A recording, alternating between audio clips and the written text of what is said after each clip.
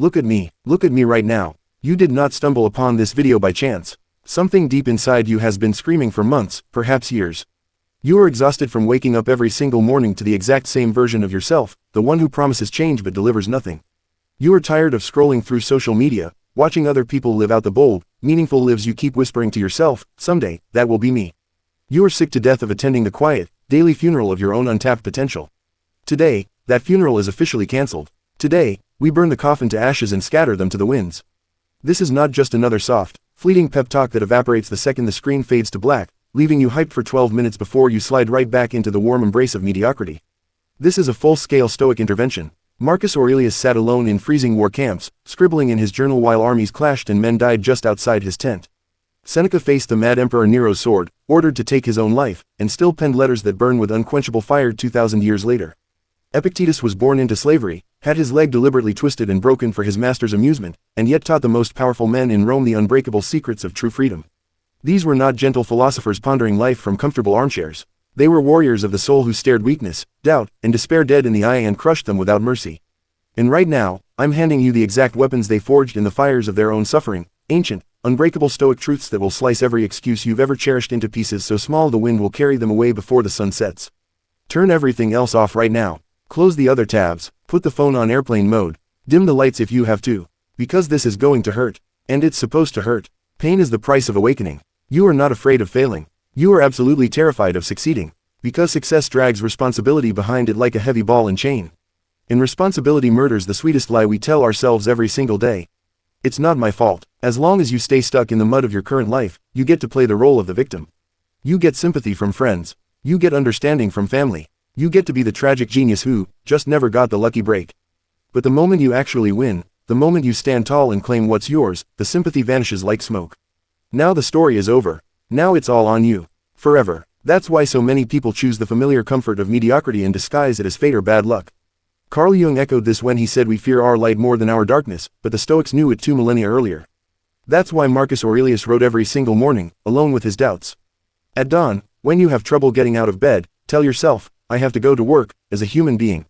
What do I have to complain of, if I'm going to do what I was born for? He wasn't writing for history books. He was dragging himself out of the same dark hole you're wallowing in right now. There is a dark, twisted comfort in surrender that nobody ever admits out loud. When you finally stop trying, you stop bruising your fragile ego. When you stop reaching for more, you stop falling flat on your face. When you finally accept, this is just how my life is going to be, you get to rest, at last. And that rest feels so damn good you mistake it for peace. But peace is not the absence of struggle. Peace is the presence of meaning, of purpose, of a life lived fully. What you're feeling is resignation wearing peace's clothes, and it's slowly poisoning you from the inside. Seneca watched the richest, most powerful men in Rome drown themselves in this exact numbness and wrote with brutal honesty. You are living as if destined to live forever, your own frailty never occurs to you, you don't notice how much time has already passed, you squander it as though you had an endless supply. Does that sound familiar? The endless scrolling to numb the ambition, the binge watching to escape the call to action, the tomorrow promises that never come. It's all the same trap. You have spent more raw life force, more creative energy, more pure mental horsepower defending why you can't than it would have taken to actually do the damn thing 10 times over, and do it well. You've written entire novels in your head about why now isn't the right time. You've built courtroom quality cases for why your circumstances are uniquely impossible. You've used more imagination constructing invisible cages than most artists use creating timeless masterpieces. The math is brutal, merciless, and it never lies. You are not missing resources. You are not missing time. You are not missing talent. You are missing the one thing the Stoics valued above gold, above pleasure, above life itself. Courageous, immediate, decisive action. Epictetus, with his crippled leg and slave's chains, put it this way. It's not what happens to you, but how you react to it that matters. You've been reacting with excuses. It's time to react with fire. An object at rest stays at rest unless acted upon by an outside force. That's not just physics, that's the law of human inertia. And the only force strong enough to break yours is you. You've been waiting for motivation to strike like lightning, for permission to arrive like a royal decree, for the perfect moment to appear like a gift from the gods. While you wait, life doesn't. It moves on without you. Marcus Aurelius, emperor of the world's greatest empire, wrote every morning to himself, not to preach, but to remind. You have power over your mind, not outside events. Realize this, and you will find strength. Even the most powerful man on earth had to fight the same inner battles you do. So let's walk slowly, deliberately, through the ancient truths that will end your excuses forever. We'll unpack each one layer by layer, with stories from the Stoics themselves, modern parallels that hit home, and practical steps you can take today. Because knowledge without action is just another excuse. You love the sentence, "I could do that if I really wanted to." It's perfect, it's untouchable, it's pure fantasy wearing the clothes of destiny. As long as it stays locked inside your imagination, it can never be disproven, never tarnished, never exposed as the lie it often is. The business can never bankrupt you if you never launch it. The body can never betray you if you never push it to its limits. The book can never be rejected if you never finish the first draft. You get to walk around with the identity of a future legend without ever having to risk being exposed as average today. This is the most expensive drug on earth, and you're hooked on it. It feels better than proof because proof is messy, proof is real, proof can hurt. Zeno of Citium lost every single coin he owned in a devastating shipwreck. He washed up on the shores of Athens completely broke, with nothing but the clothes on his back. Most men would have spent the rest of their lives drowning in, "I could have been somebody if that ship hadn't sunk." Zeno didn't. He wandered into a bookstore, picked up a volume about Socrates, felt a fire ignite in his soul, and declared out loud, "This is the life I was meant for." He started teaching on a painted porch the very next day. That porch became the Stoa, the birthplace of Stoicism. He didn't protect his potential. He destroyed the fantasy with immediate, imperfect action. Contrast that with the modern dreamer, the aspiring entrepreneur who spends years researching the perfect app or tool, but never builds a prototype. The writer with a drawer full of detailed outlines, but no completed manuscript. The fitness enthusiast who knows every diet plan by heart, but never logs a single workout. They're all addicted to the fantasy because it's safe, it's comfortable, it's eternal. Someone with half your natural talent and 10 times your courage is doing that right now while you polish perfection in your head. They are getting slaughtered in the comments section. They are getting real, raw feedback. They are growing the kind of muscle you will never build in the gym of imagination. Stop curating potential like it's a precious artifact. Start manufacturing proof like your life depends on it, because it does. Practical step. Today, take one small, ugly test. Write the first page, send the first cold email, run the first mile, build evidence, not excuses. You are gloriously, exhaustingly, respectably busy. Your calendar is a work of modern art, color-coded, synced across devices, overflowing with meetings and tasks. Your to-do list has sub-lists that have sub-lists that have reminders attached. You are in constant motion, and motion feels exactly like progress, so you never stop to ask the only question that actually matters. Am I moving forward toward what truly matters, or am I just running in beautifully decorated circles that lead nowhere? Go look at the last 90 days of your life. Be brutally, unflinchingly honest for once. How many of those tasks actually move the needle on the one or two things that would permanently transform your existence?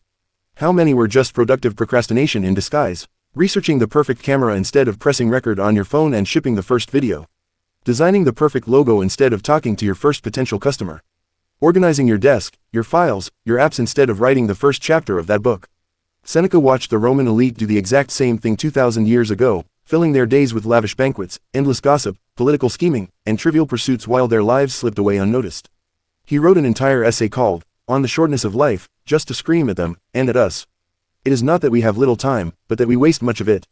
Life is long enough, and a sufficiently generous amount has been given to us for the highest achievements if it were all well invested.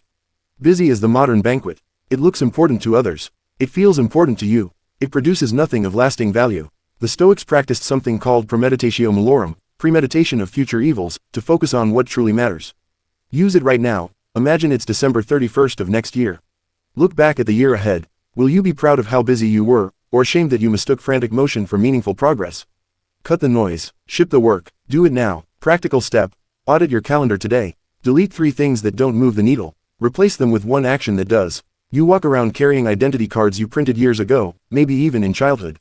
I've never been a morning person. I'm just not disciplined like other people. I'm terrible with money. I'm shy and introverted. I'm not creative. These are not genetic facts etched into your DNA. These are stories you told once, then repeated so often they calcified into what feels like unchangeable destiny. But identity is not fixed stone, it's flowing water, shaped by your choices. Epictetus was born a slave in the Roman Empire. His master once twisted his leg just to test if he would scream in pain. Epictetus looked at him calmly and said, "You will break it." The leg snapped like dry wood. Epictetus continued, without a trace of anger, "There, I told you it would break." That man, in literal chains, declared to the most powerful senators and emperors in Rome, "No man is free who is not master of himself." He didn't say, "That's just who I am, a crippled slave." He rewrote his identity one brutal, daily choice at a time. You can do the same. Identity is not what you say about yourself. It's what you repeatedly do until it becomes truth. Do the hard thing once. Then again. Then again. After 30 days, your brain stops calling it an exception and starts calling it evidence. After 90 days, it becomes who you are. Stop being loyal to the version of you that lost yesterday. Loyalty to the past is treason against your future. Practical step. Journal tonight. Write 3 limiting stories you tell yourself. Counter each with a new action plan. Rewrite them daily until they stick. You don't make decisions. You date them endlessly. You take them out for coffee. You think about them in the shower. You leave them simmering on the back burner, just in case something better comes along. I'm thinking about starting a business someday. I might go back to school if things align. I should probably get in shape when I have more time. These are not intentions. These are escape clauses dressed up as thoughtful plans. Real decisions are violent acts of commitment. They close doors permanently. They burn bridges behind you. They make people, including yourself, uncomfortable. They sound like this. I am quitting my job on the 15th of next month. I am publishing the book on March 1st, good or bad. I am asking her to marry me this weekend, come what may. Present tense, declarative, final, no contingencies. Cato the Younger stood against the unstoppable Julius Caesar with a tiny, outmatched army. He could have negotiated for peace. He could have waited for reinforcements that never came. He could have hedged his bets. He made a decision. He fought. He lost everything, including his life, but he died free on his own terms. You don't need to die on a literal battlefield. You just need to stop treating your life like an open web browser with 47 tabs running in the background. Close 46 of them. Pick one. Move forward. The Stoics called this, living according to nature. A lion does not deliberate for years about whether to hunt. It decides and it moves with lethal precision. Be the lion. Practical step. Set a timer for 5 minutes. Make one decision you've been avoiding. Declare it out loud. Act on it within the hour. You are waiting. Waiting for the perfect mentor to discover your hidden genius. Waiting for your boss to finally see your true value and promote you. Waiting for your parents to apologize for the past. Waiting for the economy to improve. Waiting for the universe to send a neon sign with your name glowing on it. You are standing in front of doors that aren't even locked, waiting for someone to hand you a key you swallowed years ago and forgot about. Epictetus taught philosophy while literally wearing iron chains around his ankles. He never waited for his master to grant him freedom. He took it in his mind first, where no one could touch it.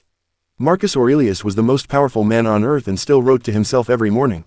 No one can stop you from living according to reason, not even the emperor himself.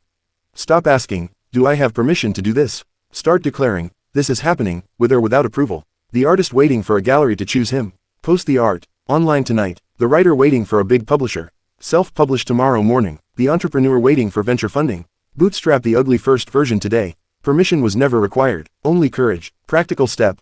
Identify one thing you're waiting for permission on. Give it to yourself right now. Take the first step without looking back. You have consumed more information about success, discipline, wealth, fitness, and happiness than 99.9% of human beings who have ever walked this planet. You could teach a university-level course on every topic that matters. Yet your life looks nothing like the information you worship and hoard. You are not ignorant, you are inactive, and that is infinitely worse than ignorance. Seneca wrote with piercing clarity, let us prepare our minds as if we'd come to the very end of life. Let us postpone nothing, let us balance life's books each day. The one who puts the finishing touches on their life daily is never short of time. You are that person who hoards books like a miser hoards gold, never spending it, never using it.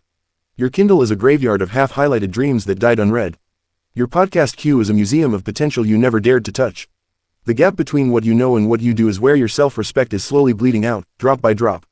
Close the apps, shut the books, pick one single principle you already know, something you learned months or years ago, and live it fully for the next 30 days.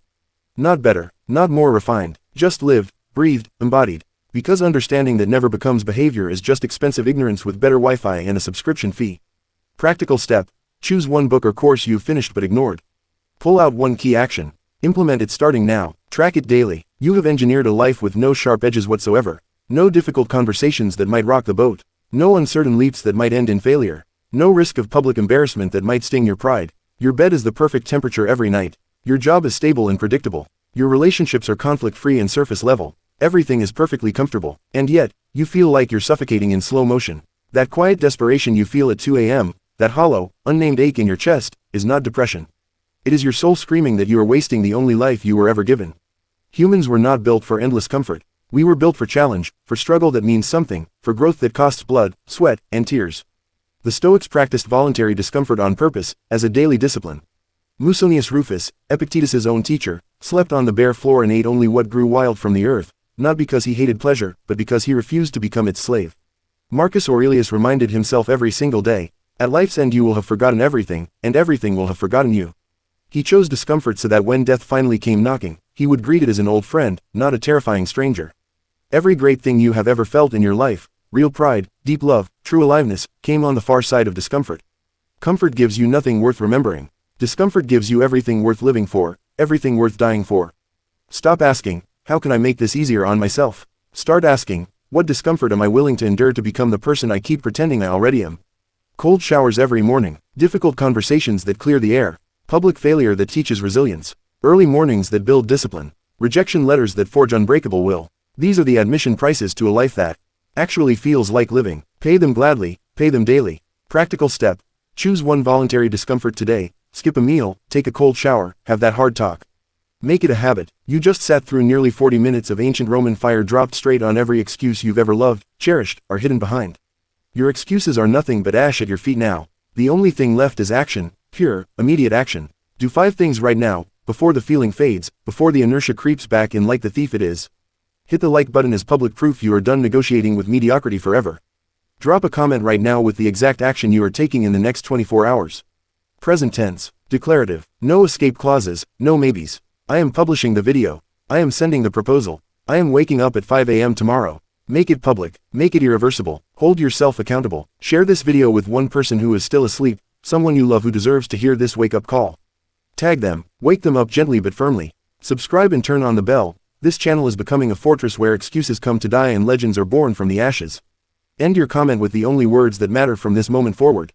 I start now. Marcus Aurelius ended every single night asking himself one question. Did I do what needed to be done today, or did I just think about it? Answer that question tonight with your head held high. I'll be reading every single comment. I'll see who showed up. I'll see who actually changed. The new you starts the second this video ends. Drop your action below. I start now.